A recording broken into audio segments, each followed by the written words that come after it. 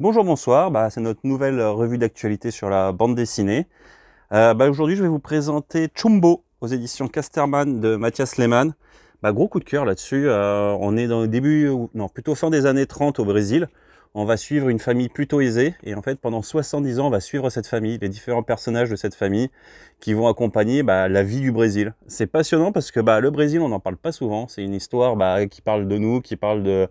en ce moment, on parle tout le temps des BRICS ou des choses comme ça, donc je trouve que c'est assez dans l'actualité. Le dessin est canon, on est sur du noir et blanc. Et voilà, franchement, gros coup de cœur. Si vous aimez les romans graphiques, foncez pour lire Chumbo aux éditions Casterman. Et pour la suite, on va intégrer notre nouveau jeune libraire, Adi. Il est fan de bande dessinée, il est fan de comics, c'est un grand expert des mangas. Il est vraiment passionné, écoutez-le, suivez ses conseils de lecture, c'est vraiment bon. Du coup, le livre que je vais présenter aujourd'hui, c'est Gideon Falls. Alors, c'est un comics qui est déjà sorti en 2018, mais Urban l'a ressorti il y a quelques semaines dans un format, on va dire, intégral. Et c'est un comics écrit par Jeff Lemire et Andrea Sorrentino. C'est un duo qui a déjà travaillé sur du Marvel, sur du DC. Ils ont travaillé sur du Old Man Logan, chez DC, Green Arrow. Et c'est un duo qui marche à la perfection. Ça se voit qu'ils sont passionnés par l'histoire qu'ils racontent, surtout Jeff Lemire, parce que c'est une histoire qu'il imaginait déjà à ses 20 ans.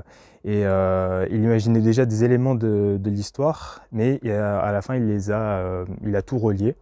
Et ça marche parfaitement. C'est une histoire où on suit, on va dire, deux perspectives différentes, dans deux décors différents, mais qui, à la fin, on va commencer à avoir un lien, c'est relié par des visions d'une certaine grange noire. D'un côté, on suit un prêtre qui arrive dans une ville un peu paumée qui s'appelle Gideon Falls, du coup.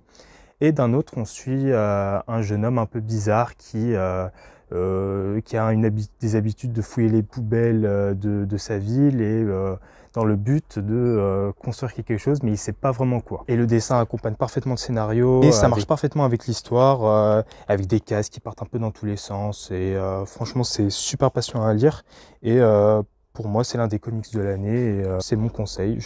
Et en plus c'est bientôt les fêtes, du coup c'est un truc parfait à offrir, je trouve. Du coup voilà, Gideon Falls.